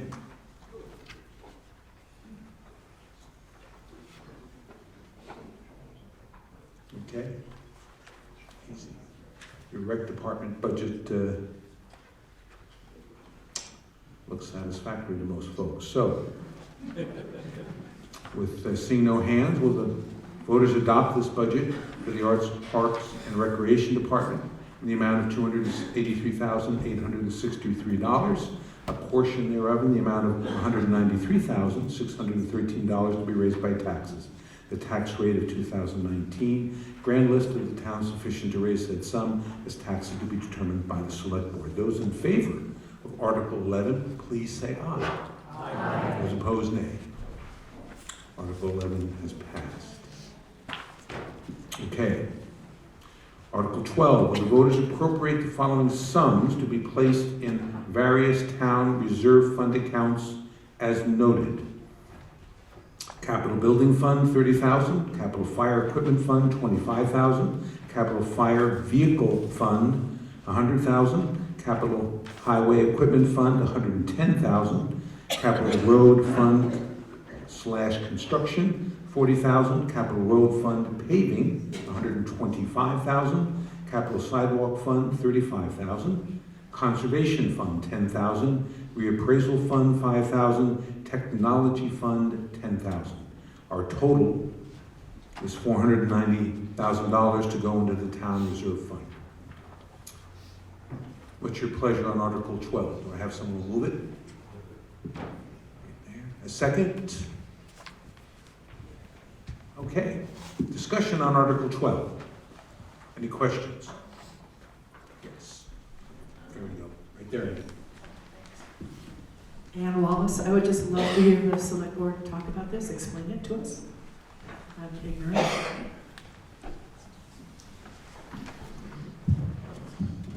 I'm sure you're not ignorant, Ann. I think you're a bright one.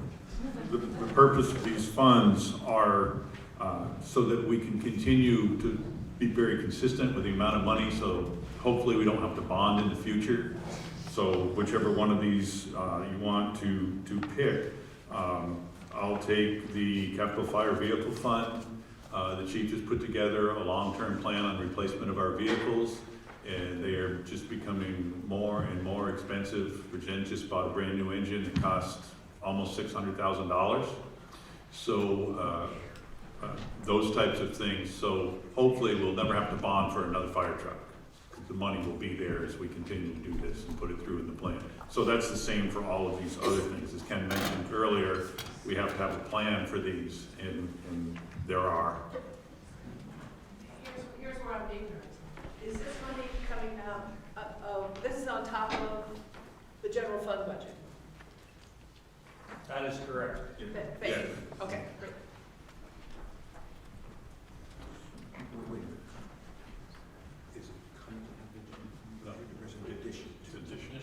It is in addition to the general fund budget. Any other questions? On Article 12. Seeing none, is it okay if I don't read all these? And just ask your approval for the 490? Seeing no objections? Oh, yes? Okay. My invisible friend. I have a question about Andrew Jackson. Here's the mic there. There you go. Andy. Thank you. I'd just like to know what the conservation fund is. Not that I have any objection to it, but I'd like to know. Conservation. You mean, what is the total in it, or what is it intended for in it? Both. That would be good. Indeed, presently has page 20, 28, 48,000 in it. And this will be another 50 or whatever thousand it is there. And it's used for, if, like when they bought the fire Fuller property to conserve that, we contributed some to that purchase. The Conservation Board came to us. With the town, when the Bob Fuller property and fire property on 116 was all that mountaintop, and the land was all bought by Vermont Land Trust. They like the town to have a little skin in the game, and this is where we reach through the Conservation Board, which we have an excellent, Kenny Johnson is the chair, and an excellent crew on that committee. Buy those, give our little bit, a piece of the money to help buy that piece of land. Is that satisfactory? So it'll stay open, conserve it for life. Is there anyone else is anyone on the conservation board here? Yes? Get this, can you speak to this a little bit? Yeah, sure. Hang on a second. Go. Comes in. Identify yourself too. Richard Woods, I'm on the Conservation Commission. We actually have a number of projects that we're looking at right now where we will use some of that fund to leverage, as Joel was talking about, paying part along with the Land Conservancy and so on. Some of it is along the New Haven River corridor to allow the New Haven River to be able to overflow its banks in a gentle and controlled way to prevent other flooding. So it's projects like that. I think it's the kind of thing that we need to have available. Sometimes these properties come up pretty quickly. They need to be acted upon. I know Eagle Park on the way to Lincoln was a conservation fund project. Thank you. Any other questions on the Capital Reserve Fund? Seeing none, Will the voters appropriate the sums as listed below to the various reserve fund accounts as noted, totaling $490,000? All those in favor of Article 12, please say aye. Aye. Those opposed, nay. Here's Article 12 is passed. So we move to Article 13. Will the voters appropriate the following sums in support of the organizations listed below, with said amounts level funded or lowered from the prior year pursuant to 24 VSA Section 2691? I'll read this once for sure. Okay, the organizations are, and the amounts are: Addison County Restorative Justice, $1,150. Addison County Home Health and Hospice, $4,700. Addison County Humane Society, $1,000. Addison County Parent-Child Center, $4,800. Addison County Readers, $2,000. Addison County Transit Resources, $11,306. Addison County Riverwatch, $300. Age Well, which was formerly CVAA, $2,700. Bristol After School Kid Program, $1,275. Bristol Band, $1,200. Bristol Tour, $10,000. Bristol Family Center, $4,000. Bristol 4th of July Committee, $6,000. Bristol Historical Society, $2,500. Bristol Little League, $2,000. Bristol Rec Club, $15,000. Bristol Reserve Rescue Squad, $13,500. Counseling Service of Addison County, $3,875. Elderly Services, $2,200. Hope, which is helping overcome poverty effects, $3,250. Hospice Volunteer Services, $1,200. John Graham Shelter, $1,400. Northeast Addison Television, NEAT, $3,500. Open Door Clinic, $1,000. Retired and Senior Volunteer Program, $750. Vermont Adult Learning, $1,650. And Woman Safe, $3,500. The total is $105,756. Will someone move this article, please? Thank you. Second? Okay. As I just want to make note before we ask for questions that to make this list, all these organizations are either asking for what they asked for previously or a lower number. There'll be subsequent articles for those that are asking for more new. Any questions on Article 13? Okay. Steve. And who?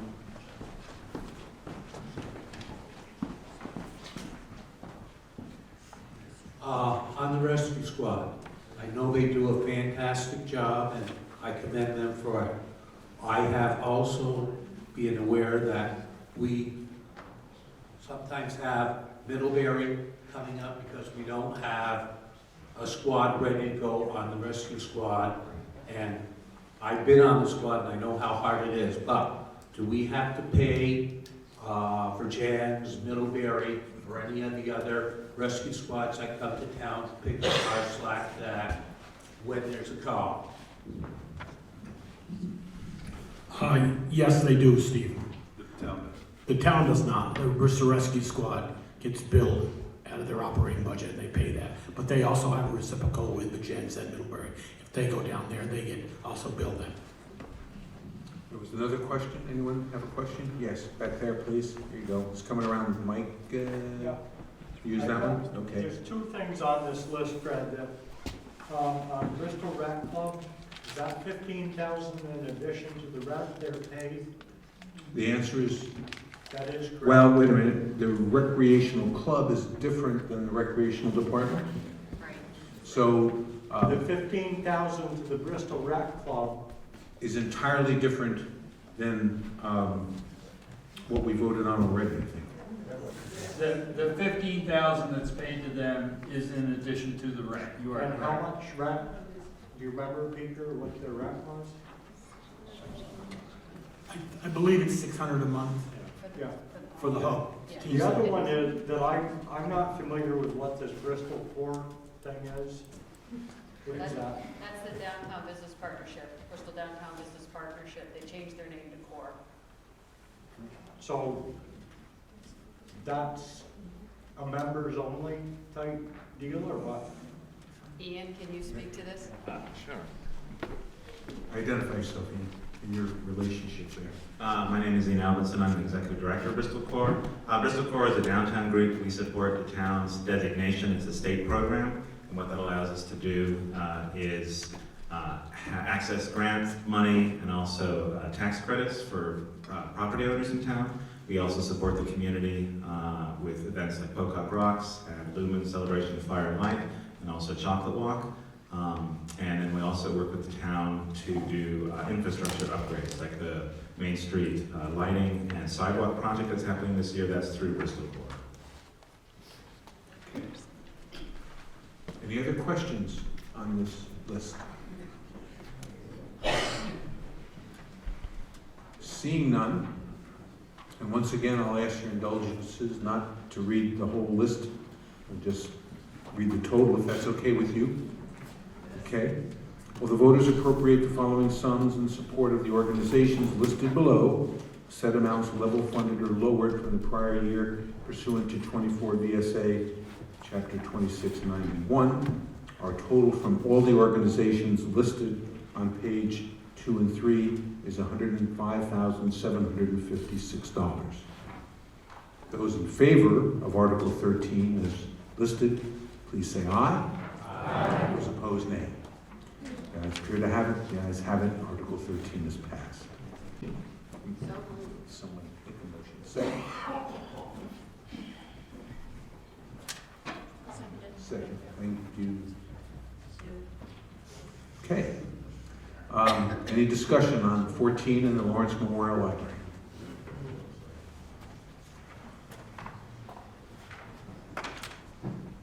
Seeing none, will the voters approve the appropriation of $140,340 for the Lawrence Memorial Library for its annual operating budget, said sum to be raised by taxes? All those in favor, please say aye. Aye. Those opposed, nay. Article 14 has passed. Article 15, will the voters appropriate $29,000 for the Bristol Cemetery Association for the purpose of maintaining Greenwood Cemetery, mowing, trimming, a well-kept matter in accordance with 24 VSA Chapter 2691. Will someone move Article 15? So moved. Second.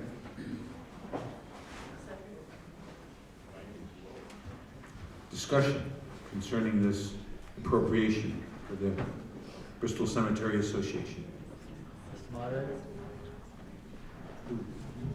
Ken, yes.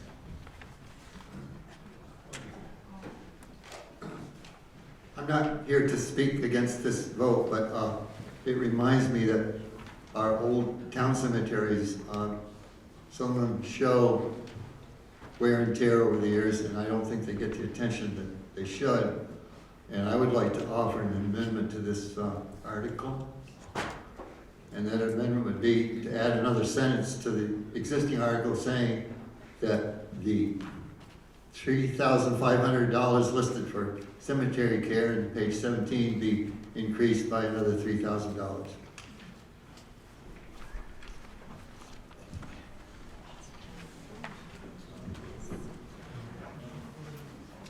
Help me out again with this, Ken. You want to take the Bristol Cemetery's allocation, and what do you want to do?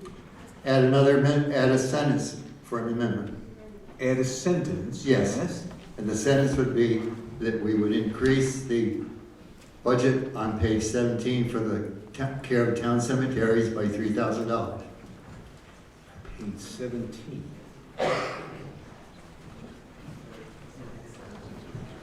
I've been told that that's The present budget shows $3,500. I'm saying it should be increased by $3,000. I don't think we can change the general fund budget because we passed it already, Ken. I don't think I can do that. I don't think we can do that. Understand? Well, I don't agree. Well, we moved and seconded and passed it, so I don't think we can go back. But I get your sentiment. Would anyone like to talk about the other cemeteries at all, or can anyone talk about the other cemeteries in town which the town's responsible for? Any sense for that? Mr. Moderator, it's not your name to talk about the other cemeteries under this article. You just said so. You're probably right.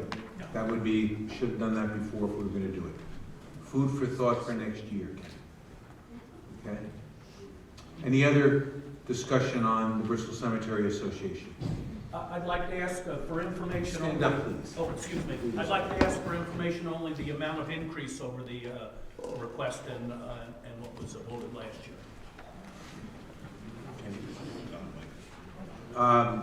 Mr. Lathrop can answer that question. I think he's on the association. The increase over last year is, last year was 22,000, this year it's 29. And the reason for that was we had a new contractor last year, and he underbid what he should have. He had to spend an additional 124 hours, I believe it was, so he wanted to increase his hours this year. Thank you.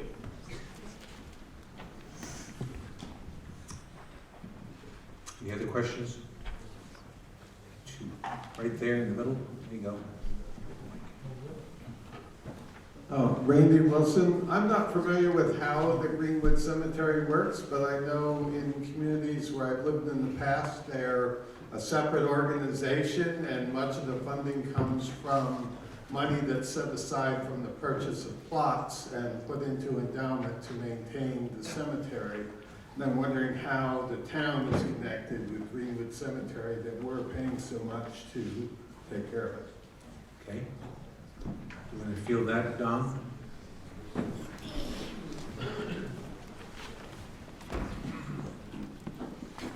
So we're basically set up the same way, but over the years, we found that we just don't sell enough lots, and because of the interest rates and so on, we're just not earning enough money to cover the mowing costs. So they've increased significantly over the last few years. 2 years ago, our contractor retired that had been mowing for 10 years, and he'd been keeping a fairly low price. And last year, we knew that going with a new contractor, we were going to pay a significantly higher price. Does that answer your question? Yeah. On page 82 and 83, I think there's a detailed report from the Cemetery Association, which might help. It's also my understanding, maybe a select board member can correct me, that in Vermont, if a cemetery goes fallow or if there's issues, the town is responsible for upkeeping the cemetery. So the town is always, I guess, the last resort. That's correct, is it not? Yes, that's correct. That's the law. And I think the Greenwood Cemetery has come to the town for asking for assistance. Question, we got one in the back. We'll go in the back first. There you go. Ann Wallace, I'm looking at page 82 and talking about the other cemeteries that are in Bristol, the Salaries. I don't know that we can do that. Is this by the Greenwood Cemetery? Is this from the association that does this? This is from the association report. Okay. Okay. And it says that the two active cemeteries in Bristol are Greenwood and St. Joseph. And then it said Meehan, Briggs Hill, and Varney cemeteries are maintained by the town of Bristol. I'm just trying to get myself clear, and also kind of referring back to what Ken Weston said, which was it seemed that those cemeteries were needing some work. I'm not even aware of them. I'm very sad to say, but so the town, not the cemetery association, is responsible for those three small ones. Is that correct? Yes. Okay. And is that what the $3,500 that we saw in the budget before is for, from the town of Bristol? Yes, it is. Those cemeteries are much smaller. And as I said before, the state statute says that we have to take care of these cemeteries. And I can assure you that the Cemetery Association that takes care of Greenwood does an excellent job. And this board does not want to have to tackle that. That's why they're asking for more money, and we're asking you give it to them so that we So- don't have to deal with it. So they have nothing to do with the Meehan, Briggs Hill, and Varney cemeteries? That is correct. Okay, great, thanks. Any other questions on Article 15? Seeing none, will the voters appropriate $29,000 for the Bristol Cemetery Association, Inc. for the purpose of maintaining Greenwood Cemetery, mowing and trimming, in a well-kept manner in accordance with 24 VSA 2691? All those in favor of Article 15 as stated, please say aye. Aye. Those opposed, say nay. Here, Article 15 has been approved, and we'll move on to Article 16. Will the voters renew the exemption of the Libanus Lodge number 47, Mason's Lodge, for its property located at 4 Elm Street from the real estate taxes for a period of 5 years pursuant to 32 VSA Section 3840? What's your pleasure on Article 16? Someone move this? So moved. Okay, second? Any questions concerning Article 16 and the exemption of the Libanus Lodge? Right there, we got, we'll start with you. Get a mic to him, please. There you go. Steve. Steve Leopold. The Masons are a fraternal organization. I'm for their exemption. Can we make it longer than 5 years for not paying taxes? And is there any other associations in town that fall under that circumstance too? Stephen, there is a number of organizations, Bristol Recreation Club, the American Legion, Limus Lodge, Bristol Rescue, and statute is 5 years, and they will come up when their time comes up. I think we did American Legion last year and a rescue, so. So there are many organizations, but we're limited to a maximum of 5 years. I think there was a question back there. Andy? No, yes? Well, hey, I had a question. Let it get time. Okay. Oh, we did. So may I speak? Oh, yes. Dave Sharp. I'm not a member of the lodge, but I have been involved in tax policy over the years. So these voted exemptions that we are considering tonight, that tax amount, whatever it is, needs to be made up for by the rest of us with regard to school taxes. The state mandated tax exemptions such as schools and churches, and I believe the Legion falls under that, but I could be incorrect about that. Those state mandated tax exemptions, the town does not have to make up the school portion of those taxes. So I just thought that might be helpful. And the limit at the state level is 5 years. They have to be reconsidered every 5 years. Okay. More questions? Comments? Seeing none? Oh, where? Way back. Okay, there you go. Nicole LeBrandy. What is the amount of that tax exemption? And is there a limit on that? Ma'am, I'm going from memory when I was in the lister's office. It's appraised by the listers, and then it's taxable towards that for the school tax. And I haven't been in the lister's office in 12 years, so, you know, it might be a couple $100,000 it's listed for that property. I don't know. I would be guessing to say. Thank you.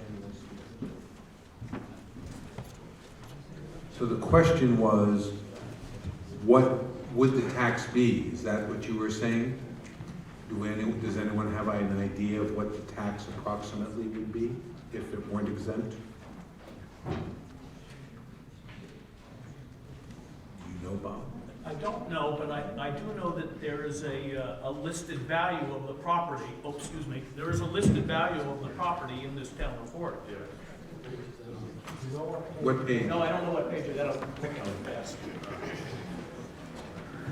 It seemed like a high value to me. I'm not sure it was correct.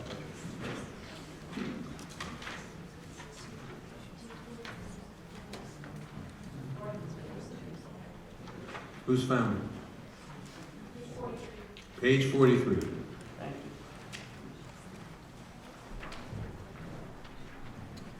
you. It's valued at $413,100. And is it tax exempt totally from property taxes? Okay. So for those of you who have a home worth $413,000, you know exactly what kind of a break they're getting. I took I don't happen to know. If the school portion tax is $1.25, I don't know what it is in the state. Sorry to say, my wife does all their billing. But that would equal up to about $5,162 in taxes. Question in the back, right there. Hi there, my name's Jim Burt, and I'm a member of the lodge. Been there about 9 years, and just a little bit of history and about what we do that makes it a pretty good property to be here in Bristol. So the Masons, this lodge was first chartered in 1826, so that was 193 years ago. They purchased this property on the corner of North and Elm Street, Green Church, kind of what it's known for, in 1949. And the Masons they dug a cellar and they built a basement under it for us to serve breakfast once a month. There's a senior meal down there once a month. We have cribbage once a month open to the public. We encourage people to come. We raise money by doing a lot of things that you've seen us do around town, selling bread dough, those kinds of things. And what do we do with that money? Well, I have been given the task, I drew the short straw. And so some of the things that we do, and I look back over the last 5 years, I just kind of picked out the big things. Certainly if anybody had more questions, I could go over them, but we did a large fundraiser for Lungs for Kate. That was awesome. We also did a large fundraiser for the Lungs for Tammy Shackett. We purchased police body cams through fundraising. We donated to, and I'll read just the bigger ones here, Hike for Hunger, Camp Tecumseh, Have a Heart Food Shelf here in town, the Starksboro sports programs. We've done really big donations there. We donate Bristol Rescue Squad. At Christmas time this year, we purchased $500 worth of gift cards from Shaw's to donate to needy folks. We actually worked with the nurse at the high school with kind of some guidance there, who she might know needed some help. We have a Warm the Children program where we buy winter clothes and donate those. We do a free cookout on the park, the Ted Pylon Memorial. We serve about 450 people average doing that. We donate to Wounded Warrior. We buy a flower basket from Bristol Core on the Main Street each year. We've we've donated money for house fires. We've used labor to, there was an older man on on Liberty Street this year who got a notice from his insurance saying your house is a little bit dilapidated, we're going to cancel you. On a Saturday, a bunch of us went over there and scraped his entire house and primed it, and then on Sunday we painted it. We have an annual, and we have had for years, college scholarship at Mount Abe, and actually in the last 5 years we've doubled the amount to $1,000 instead of the $500 we used to give. And there's some more stuff on here too as well. So we donate a lot of money back into the community and upkeep that building. Thank you. And we have a breakfast there this Sunday, you're all welcome.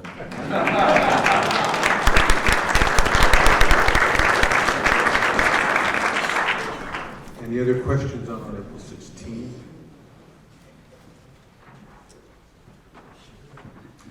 Seeing none? Right. I missed it. Okay, there we go. I'm Chuck, so I'm not a Mason. I got kicked out about 30 years ago. But I happen to be the next door neighbor to these guys. I know a lot of them. I'm really hot on their continuing this exemption. I wish you'd vote with me. Thanks. Okay. Anyone else? Seeing none, will the voters renew the exemption of the Libanus Lodge number 47, Mason's Lodge, for the property located at 4 Elm Street from real estate taxes for a period of 5 years pursuant to 32 VSA section 3840? Those in favor of Article 16, please say aye. Aye. Those opposed, nay. Ayes appear to have it. The ayes have it. Article 16 is passed. Article 17. Will the voters appropriate $1,500 to Turning Point Center of Addison County for the purpose of supporting its mission to assist persons, their families, and friends in recovery from substance use disorder and addictive behaviors in accordance with 24 VSA section 2691? Will someone move the article? John, second. Here. Any discussion on Article 17? Mike, the mic's coming. Hi, my name is Phoebe Barish, and I'm on the board of the Addison County Turning Point Center. And I'd like to give you some statistics. These are statistics for Addison County. We don't break them down by town. For the year 2018, there were 9,096 visits to the Turning Point Center. 1,514 individuals visited for recovery support. There were 1,276 walk-in visitors. There were 238 phone calls. 823 meetings were hosted or facilitated by the center, and that's a variety of peer-to-peer recovery meetings. 229 referrals were made to support services. And our budget, our fiscal year operating budget, is $108,650. And I would imagine that a number of people sitting in this room tonight have friends or family members who are touched by substance abuse disorder, and the Turning Point Center is a beacon of hope in the county of Addison. Thank you.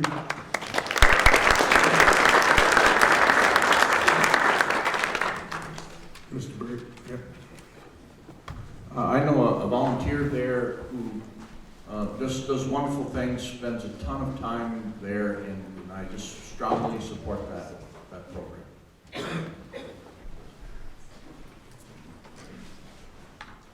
Any other questions or comments? Seeing none, will the voters appropriate $1,500 to Turning Point Center of Addison County for the purpose of supporting its mission to assist persons, their families, and friends in recovery from substance use disorder and addictive behavior in accordance with 24 VSA section 2691? Those in favor, please say aye. Aye. Those opposed, nay. Ayes have it. And Article 17 has been passed. Article 18. Will the voters appropriate $1,500 to Habitat for Humanity of Addison County to support the provisions of affordable housing in Addison County in accordance with 24 VSA section 2691? I have someone moving it, second it? Okay.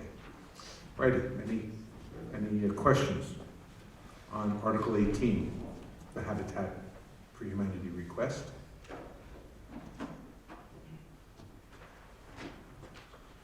Seeing none, will the voters appropriate $1,500 to Habitat for Humanity of Addison County to support the provisions of affordable housing in Addison County in accordance with 24 VSA section 2691? Those in favor, please say aye. Aye. Those opposed, nay. It appears that Article 18 is also passed. Prior to 19, which is our last article of the day, if some of you would stick around at the end of the meeting to help set up for the voting tomorrow, I know Jen and others would appreciate it. Many hands makes light work. So Article 19, to transact any other binding, non-binding business that may legally come before this meeting. Here's your opportunity to thank, make comments on things. We can't take any action, but the floor is yours if you would like to speak. I have a couple of things. First of all, the girls are winning 23-20 at halftime. And second of all, I'd like to, on behalf of the board, thank our former representative David Sharp and Fred Bajer for the many years of service to the legislature for Bristol.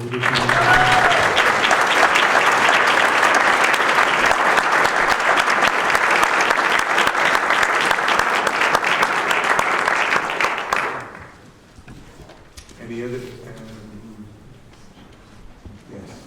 May I suggest that we send a note to Penny Sherwood's family as a community, thanking her for her service for so many years?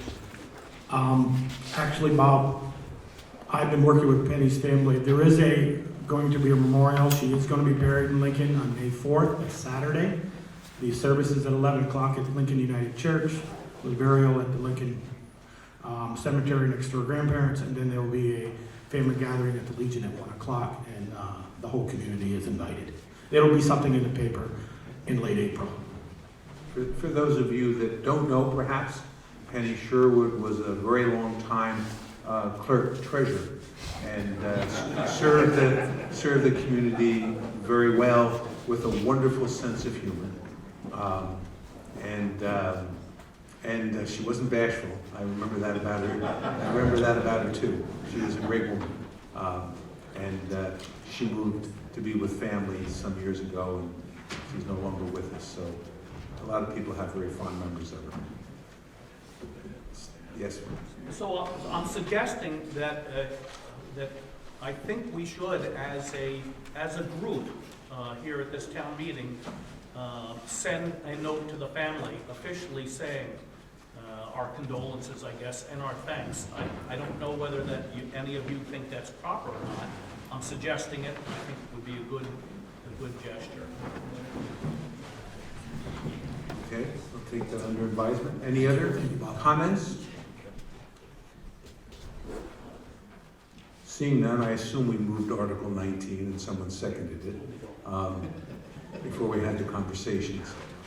So I have someone can make a motion to adjourn.